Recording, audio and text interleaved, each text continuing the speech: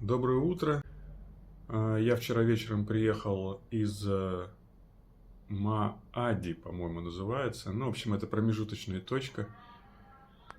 Поднялся я на 1000 с лишним, 1400, по-моему. Вернее, набрал высоту 1400 на 40 километров. Было, конечно, тяжко. Приехал я только вечером, и фактически весь день я поднимался. Сегодня я в Джираше, сейчас планирую в древний город римский сходить после завтрака, а потом выехать в Оман. Планировал еще отдохнуть денек, но не получается, потому что тогда я выхожу из графика, и у меня получается впритык поиск коробки для велосипеда. И вот сколько я не ездил, я не видел таких специализированных магазинов. Возможно, в Омане они есть, но от Омана до Мадабы я не довезу, конечно, коробку на велике. Так что сейчас на город у меня 2-3 часа. В 9:30 открывается вход. И потом я захожу в отель, беру велик и выдвигаюсь в Оман.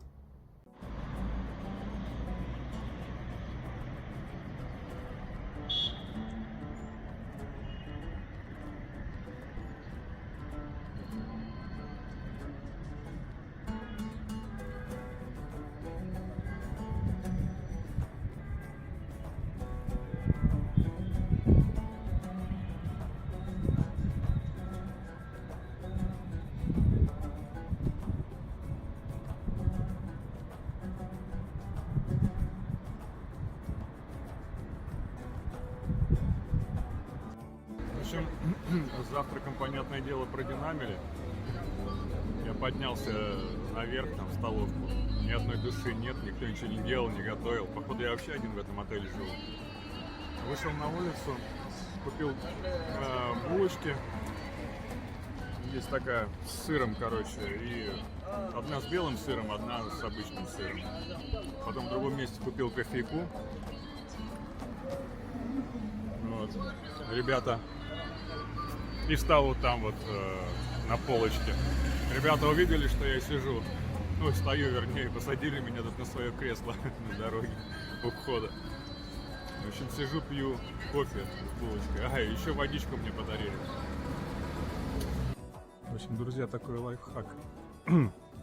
Если нет денег платить за переводчика, просто пристраивайтесь к испанской группе, включаете Google переводчик на озвучку с микрофона и ходите, слушаете экскурсию спокойно, на русском языке читаете.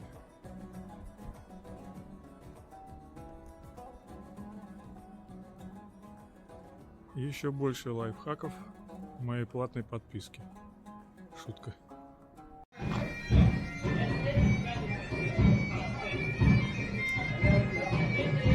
Hello, Bram. Russia. Russia? Yes.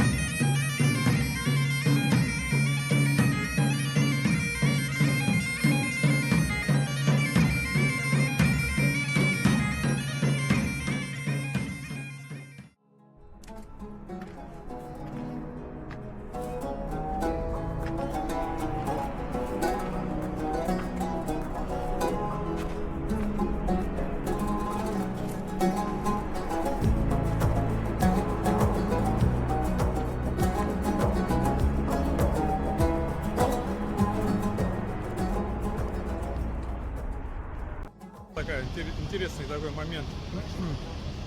Вот стоит кафешечка с водичкой, здесь всякие снеки продают. И паренек. Вот они стоят с подносами металлическими и стоят, машут ими, зазывают.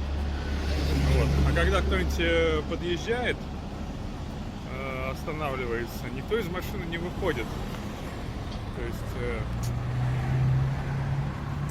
они делают заказ, он идет туда, забирает его и приносит прямо в машину. Вот как сейчас, например, дальнобойщику. Кстати, удобный сервис такой. Интересный. Вот, собственно, вот так это происходит.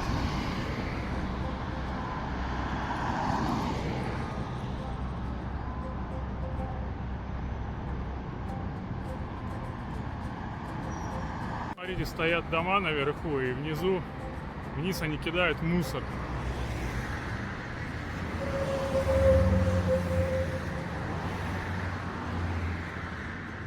Это все валяется. Даже кто-то диван выкинул.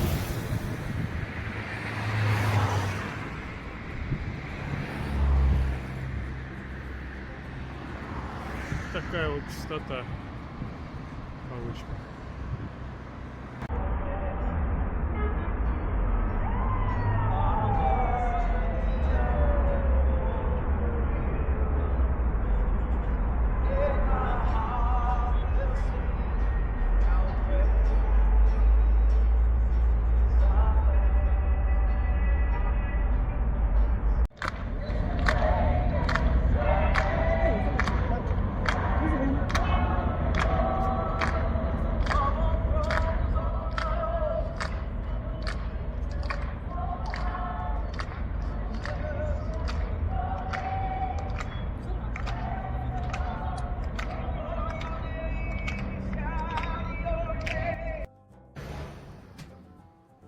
Я снова остановился перекусить бургером,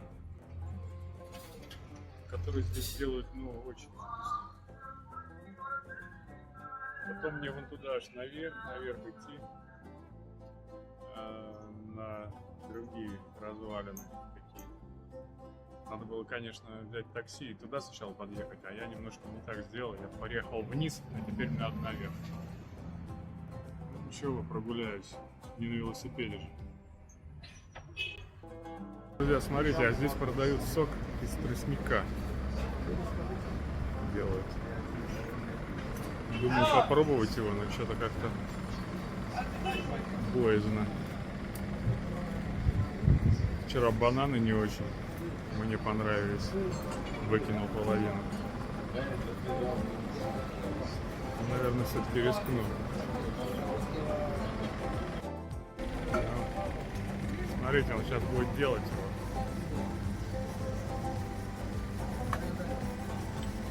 How much?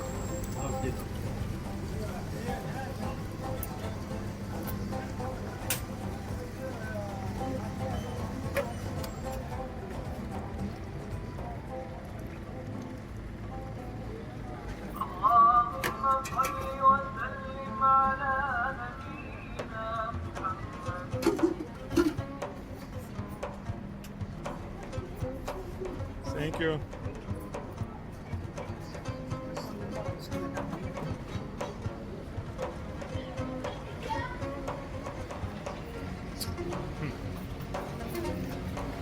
Ну что сказать?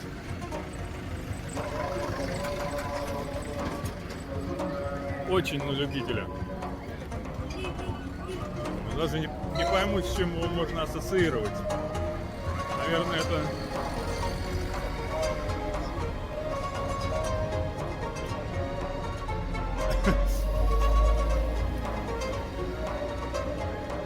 смесь какой-то кожуры выжатой из-под яблок.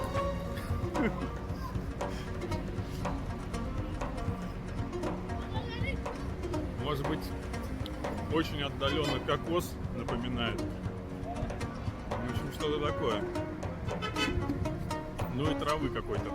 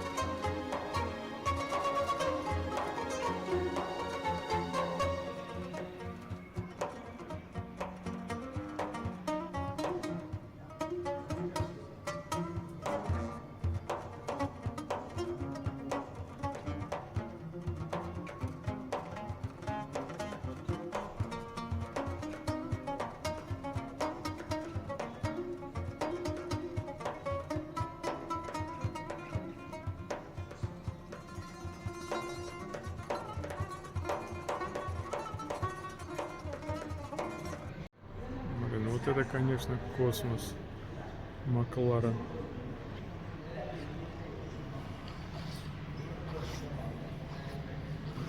Это какой-то реально космический автомобиль.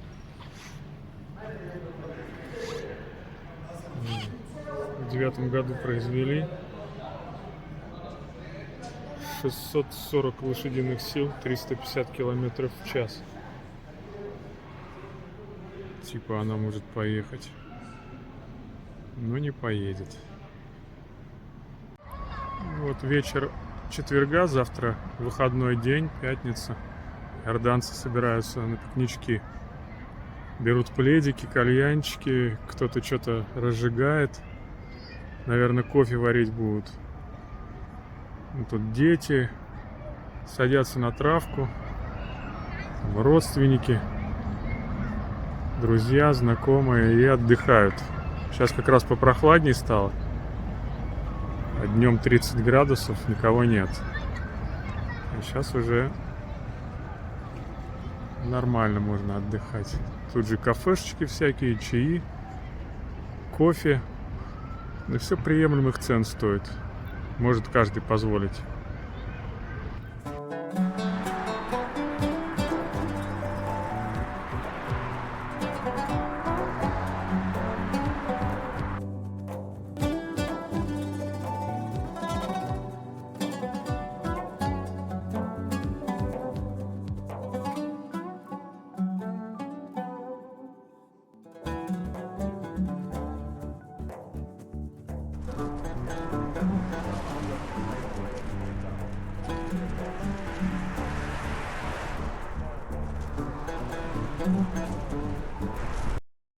В общем, друзья, всем доброго дня.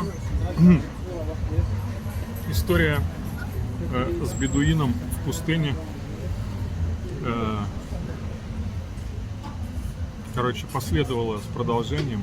Сегодня мне написали из полиции на мой номер российский, на WhatsApp. Какой-то капитан. Попросил написать заявление. Видимо, из отеля ему сообщили, что там кто-то просит денег за проезд. Ну и что, вы думаете, приехала полиция, вот они сзади меня, с переводчиком, он все перевел, как бы, и я написал заявление. Они очень, опять извинились, там, говорят, это вообще редкие случаи, видимо, мне так повезло. И там, типа, мы не хотим, чтобы вы плохо думали там о нашем народе и так далее, там, приносим извинения. Ну, в общем, все очень оперативно, несмотря на то, что я в другом городе нахожусь уже. Как бы они прям приехали за 15-20 минут после того, как он написал. Я скинул просто адрес отеля, и они уже тут как тут.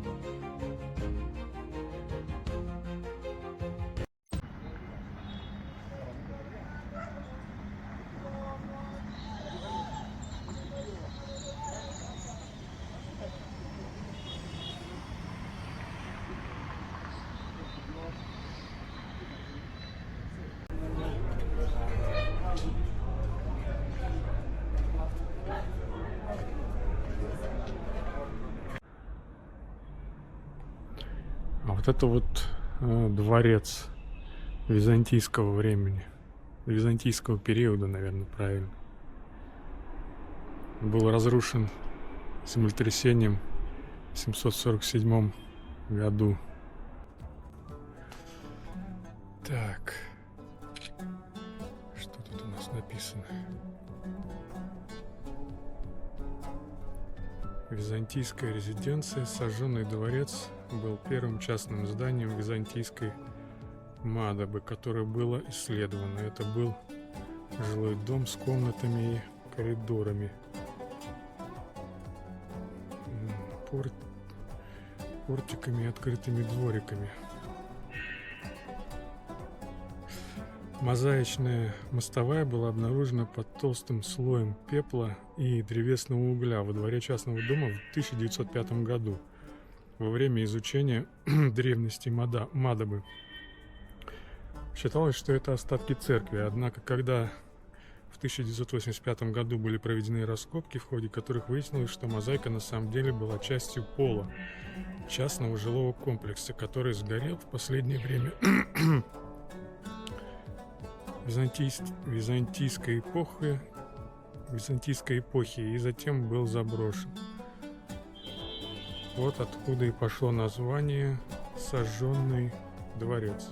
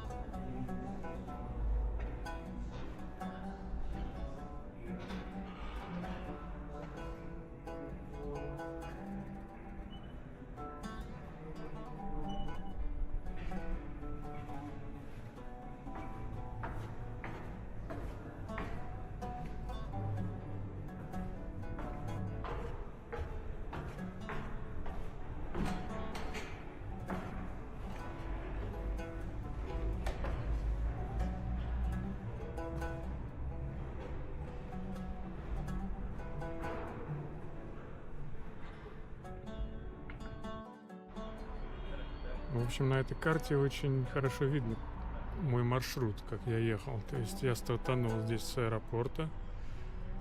Здесь в Акабе я переночевал, поехал здесь. Вот где-то здесь есть отель, кемпинг бедуинский. Я там переночевал, потом поехал сюда. Сюда, доехал до Вадимуса. Это где Петра. Потом поехал сюда.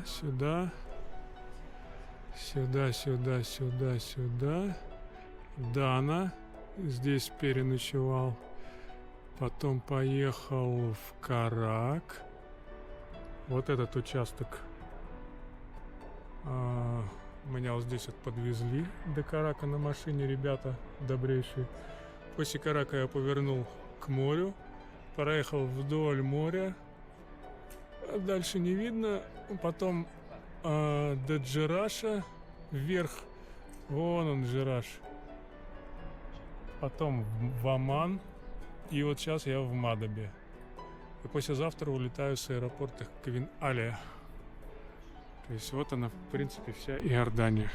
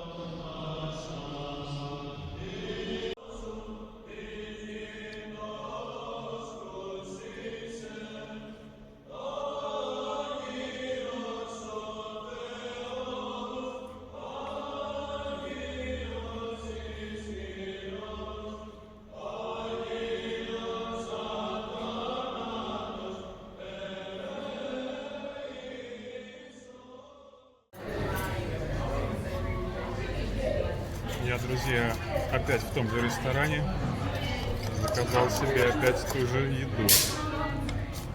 Очень мне вчера понравилось.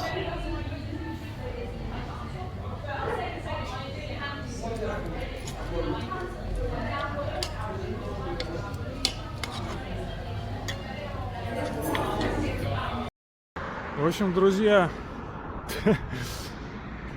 все бы хорошо продолжалось, но я доехал до аэропорта на велосипеде,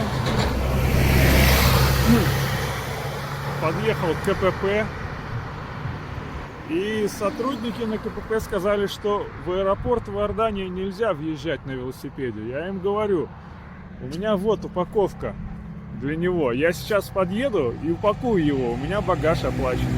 Они говорят, нет, только на автомобиле. Я говорю, у меня нет автомобиля. Выезжай, заказывай такси и ввози велосипед.